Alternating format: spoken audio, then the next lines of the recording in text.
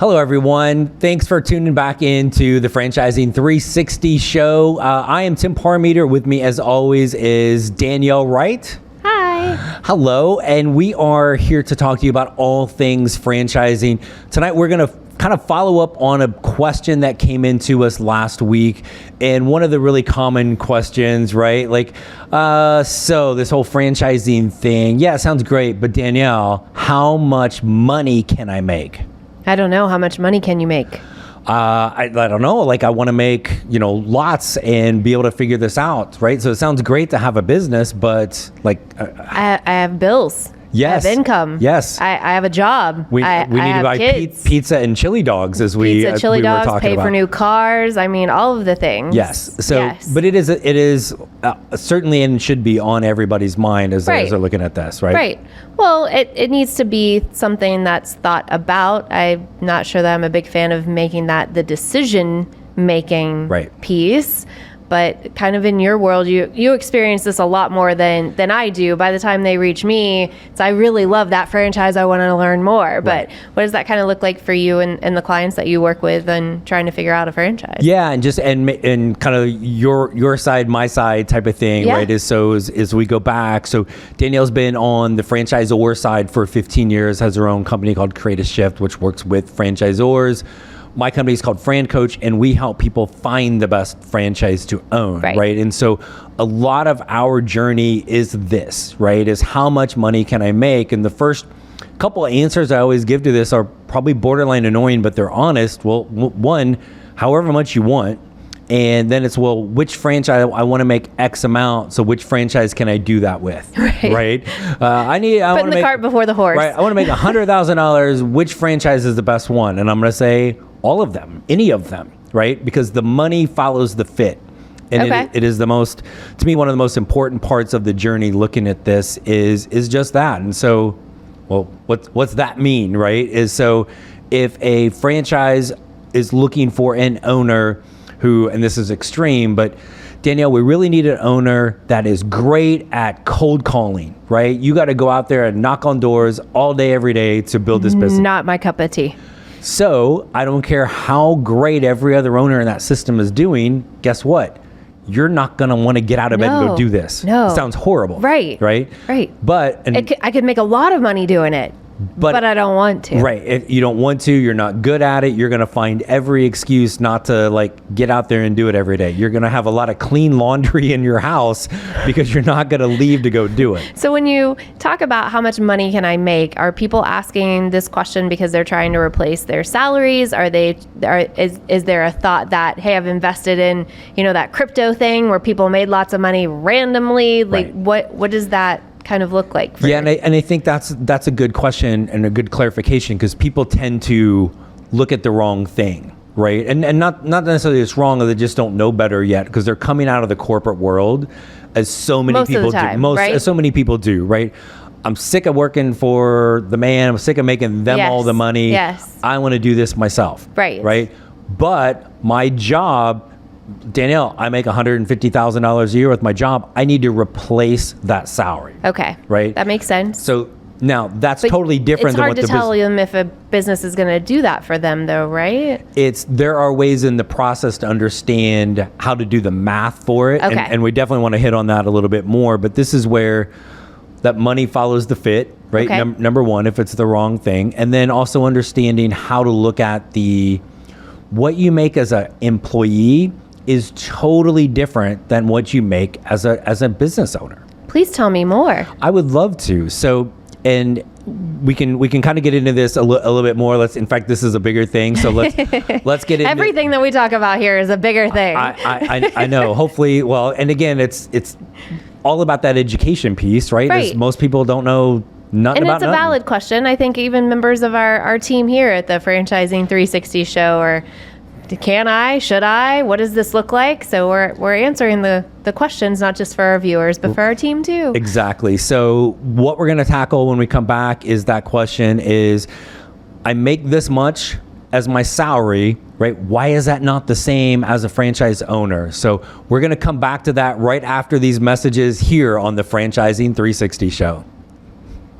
We are back here on the Franchising 360 show, and right before break, we had a great question from Danielle here on, again, how much money can we make is what we're trying to understand, and really even understand how we understand it, right, in this world. So your question, when we're thinking about kind of transition out of the corporate world, what was that question? Well, I think you said it was, I'm making $150,000 in my job. How do I make that as a business owner? Or is that what it looks like to be a business owner?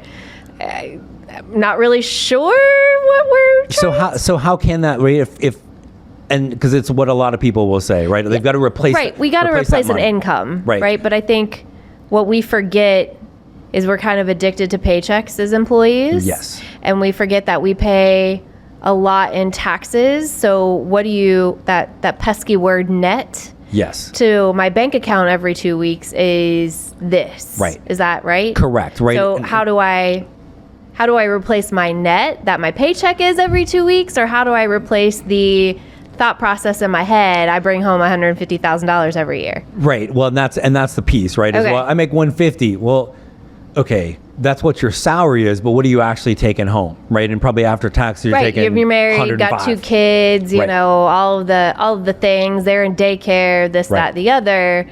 We are not CPAs. Like you have to talk to you got to talk to your tax professional about a lot of these things. But I get it. Okay, so people come to you and ask these questions. What is it that you share with them? Yeah, and I think about it that way. No, because it is. It's like if we just do basic math, right? We're making our salary's 150. We're probably taking home 105, right? Okay. Then we're paying all of the bills for our house and our existence, right? So first off, you're not replacing 150, you're replacing 105, right?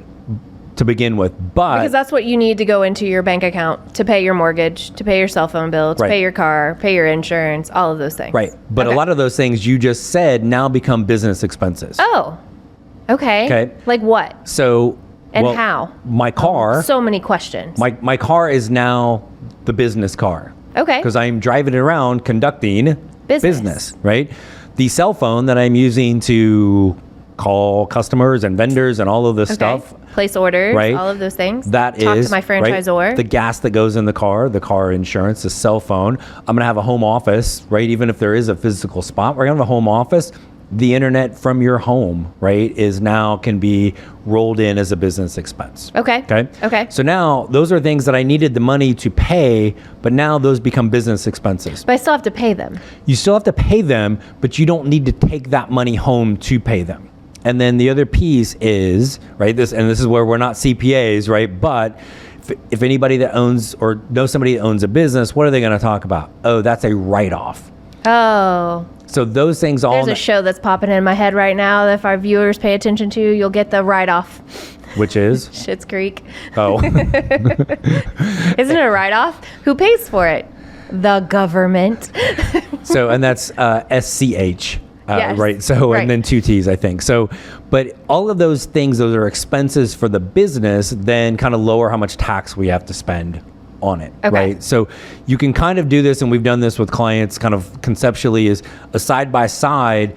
And if your salary was 150, you probably need maybe half of that eventually out of the business to become equal. So when we're talking about how much money we want to make or how much money we need to make from the business, and you're saying you pay yourself, and we dial it back to the previous episode of like the investment and the working capital. Is that paying yourself in that investment? It can be. Okay. Right? Okay. And this is where... And do franchises like tee you up for that? Like, do they have that conversation? So as you like to say and point out, which is very accurate, is the franchisor is not your employer. They're not your boss. Oh, you are an independent business owner. Right. So everybody's going to be a little bit different on that. Could you technically, as a franchise owner, pay yourself a salary right off the bat? You could, right? If the business is making it.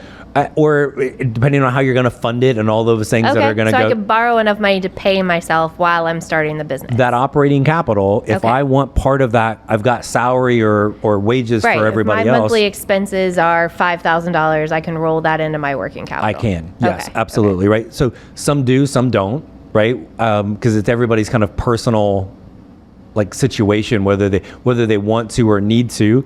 And some owners do. Others are not going to maybe take any money out of their business at the beginning to kind of roll everything back into it to help grow it faster. Okay. So maybe necessarily going and taking out more money or more debt, you take what you make and put it back into paying for stuff. If I own a franchise, and this is a very complicated question. It is, right? And we'll get into a lot of layers with it. But if I own a franchise and you have a regular job, or your business is making enough money to pay for all of our bills at home, then I may not need to take any money out of that business right away. And now any of the profits can now really be rolled right back into it to help grow it. Okay. So that's, and really kind of how we figure out how much money can be made in a business and in a franchise. I would definitely want to talk about that too. Oh, yeah. Because again, like you said, there's the roles are reversed at this table right now. How much money, different. Right? How much money can you make? But is that the individual or is that the business? Because those are two different things. Two very separate things. Right. So let's talk a little bit about how we understand what that business potential is for a particular franchise. Well, especially in franchising. Well, first off, on the franchise side, we don't tell you how much money you can make. Right. That's why this conversation is very difficult for me right now. And because you're used to being on not to. You're used to being on that side where there's a little bit more legality to it. But let's hit up on that, and then kind of how we can still use the information provided to get a little bit of a handle on that. Franchisors do give you some information, and guess what? You can always talk to people. You can always talk to people. We're going to talk to you after this with a little bit more on how much money you can make and how you can figure that out here on the Franchising 360 Show. Welcome back to the Franchising 360 Show. We are talking about money today, and how much you can make and how you understand it. And Danielle, of all the episodes we've done, this is the one that makes you a little squeamish from all of your years on kind of working for franchisors or having them as your clients. So kind of talk through the reason a little bit. It's not that you don't know anything, because you know way more than me on all of this, but why do franchisors maybe sometimes kind of get the same thing when people are like, well, so, hey, franchisor, how much money can I make? What stops you there a little bit? So what stops me is a reverse question. So if I tell you you're going to make $100 and you don't make $100, you're going to be mad? Oh, it's totally your fault. It's totally my fault. Me. I told you would make $100, right? So little history or something to know about franchising. Franchising is regulated by the Federal Trade Commission, right? We think. And so that's a story for another day. But that sets parameters and what the franchise can tell you as a prospective owner. I would never want to, and this is a personal thing, also a regulatory thing. I can't tell you how much you're going to make. Right. Every market is different. Every human is different. Right. Again, back to the plan. If you're not following the plan, I don't know how to tell you that you're going to make money. Right. It's really, do you want to make money? This is the question. And how much effort, how much money of your own are you going to put into making money? If you want to be passive with it and not do anything, then I'm going to tell you, go call your favorite stockbroker, give him your money, and then let him manage it for you. It's kind of the same thing. So we are just trained to help owners or potential owners understand that I can't tell you how much money you're going to make because the variable that I can't account for is you. It's twofold. It's one, the legality side, right? But it also should be common sense. Like, how can it? Because we're so used to a job. If sense was common, it would just be called sense. Correct. Right? So it is.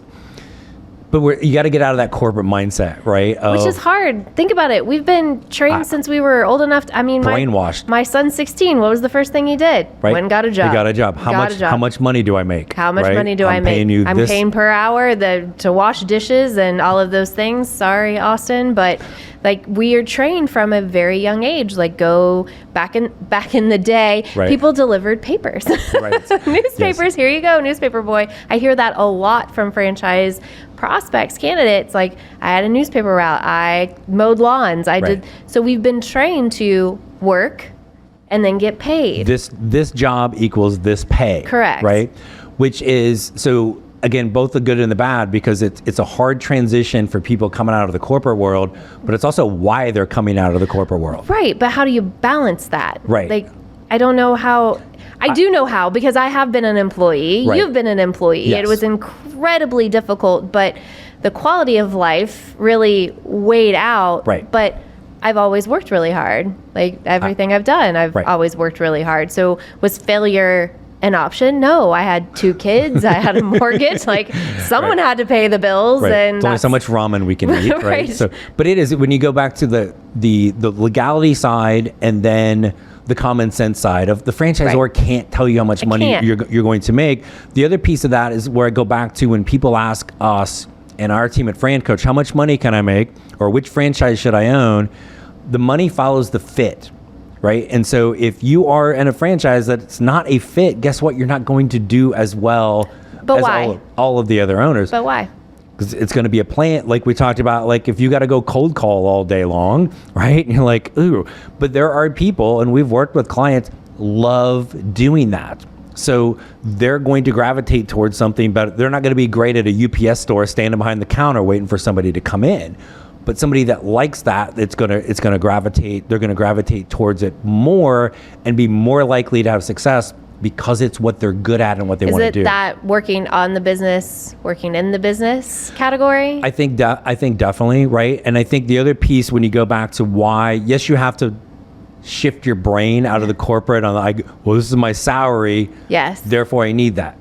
No, but you don't. Can probably, not probably, you can build that into the model, yes, right? Like if there is a sense of, there's just no way I can't not have a paycheck, like I'm psychologically programmed to have money go in. Then add that as that operating capital. That's a line item of the bill that you're going to pay every single month. But for what if those people that are like saying, hey, I want to make $1 million out of these businesses. Yes. How, do you get that question? How does... And so to me, that's also part of the beauty of the control of this is you got to find the right fit.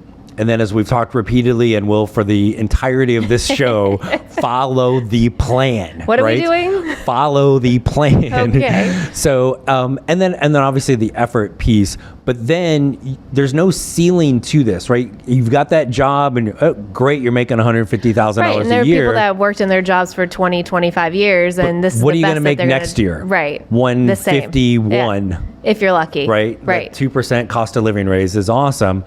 How do you grow this as a franchise brand? So the kind of the scalability piece, because there's a couple ways this can happen where you can take control of that. Let's come back after the break. Let's talk about how we can make more than we ever dreamed possible with this crazy thing called franchise ownership. That's next up on the Franchising 360 show. Welcome back to the Franchising 360 show. And tonight we are talking about how much money can I make? What a great question. Show me. Thank you, Jerry. So there's no ceiling on being a franchise owner like there is a job. Yeah, because we left this by saying, how do I make millions of, How do I make millions of dollars? So quickly before that, is also to understand some of the happiest franchise owners. You've been in a lot of brands. Some of the happiest franchise owners aren't the top performers. Correct. Right? But they're hitting their goals of how much money they want to make. Right. And it kind of goes back to the same thing we were talking about from like how much money have I made in the past. Right. So a lot of times they're actually making more than they had in the past. And they're taking advantage of small business ownership opportunities. And just time, freedom, flexibility, right? Taking the work-life. That goes to the fit thing that you were talking, right? Work-life balance into the life-work balance that you always say. So but if we want to grow, there's really, you're going to hear the term a lot in franchising, scaling. Okay. Right? So, but scaling can mean a lot of things. Like? Adding more units, adding more territory, adding more trucks, adding different franchises, complementary franchises. There's a wealth of ways to scale, which means make more money. Yes. And so with fewer resources. The scaling is so big, I think we can, dare I say, scale that into a whole episode. Maybe. And I did say it, so it's already out there. Wow. Right? So the there dad jokes are endless over here. It's how I roll. So great. There we go. But it really is. There's so many different opportunities that it is whole show worthy. And the thing that we haven't talked about is kind of like on the whole, hey, how much money can I make with this? The great thing about franchising is that there are franchise owners likely in the brands that you're going to look at. Right. Who better to tell you how much money they're going to make than other people? Right. We care what other people make. And in franchising, we generally will tell you how much money we're making. We're going to tell you the pros and the cons, the things we wish we would have done. I don't know, followed the plans. Right. But most people will talk to franchise owners in those brands and kind of get a feel for, as of today, right. 2024, how much money am I making? And even if you're talking to an owner, I'm interested in this franchise, and I talk to an owner and they have a single unit, whether it's a location or a territory, yes. They're making X amount of money. And I'm like, geez, I want to make more. Well, how much more? Do you want to make double, triple, 5 times more? It's just telling you what that's, and you're like, man, I love this business. This is a great fit for me. Right. Then scale it. Right. It's really, again, it always create goes back efficiencies, right? That's right. business 101. It always goes back to the control, right? Control. Such a good word. It is the biggest word. The biggest driver with this, but it is, I think people need to understand, number one is the franchisor legally cannot, yes, we cannot tell you how much. Hence the struggle on the show for me today. And it's not my most favorite. If a franchise was telling you or guaranteeing you how much money you can then make, you should run for the hills fast, right? And call the Federal Trade Commission really right. quickly. So we're legally not supposed to do that. Yes, and again, and part of this is also to help people understand. Even just your reaction to some of the things on this show after all these years is a little uncomfortable because you just have it so drilled in your head. We can't do that. It should totally be common sense. And I really want people to do the research, right? Yeah. We're not asking. Some of these investments that I've worked with are north of $1 million. Yeah. And so when we go back to that business acumen place, work through the math. Yes. I'm not a math wizard. You're probably over here calculating all the things in your head. That is not me. I still need a calculator, and those stay readily around my desk. But one can sit and think through how much money I'm putting into something, how much money I need to get out of something, and make sure it's the right decision. You shouldn't rely on someone else to tell you how to do that. You don't have someone else telling you how much money can I really go afford that car right now? We really want that car, but can we really afford it? It's the same thing with buying into a franchise business. Do the homework. That's the business acumen. Make sure that it matches your goals. And how to figure that out and the math that's involved is really kind of, there's the net profit fallacy that we talk about a lot. And we've got a show coming up here in a few weeks, really all about kind of the different myths and misconceptions with this. Love the Mythbusters. And me too. It's going to be a fun one, even though I have a hard time saying that word for some reason. Yeah, it's the childhood list that you still have. So, but I'm working through it, folks. So, but next week, let's roll back into scaling and show people how they can really grow an empire. Because we're not now replacing a paycheck. We're now trying to be like the Elon Musk of the world, right? You make it whatever you want it to be, which is really the cool part. Perfect. So in the meantime, before next week, if you have some questions or, positive only comments, the Franchising 360 show is our website. Send it in. We're more than happy to ask and answer your question, and you get one of these super cool mugs. So who doesn't want one of those? But until next week, this is the Franchising 360 show. Thanks for tuning in. We'll see you next Friday night.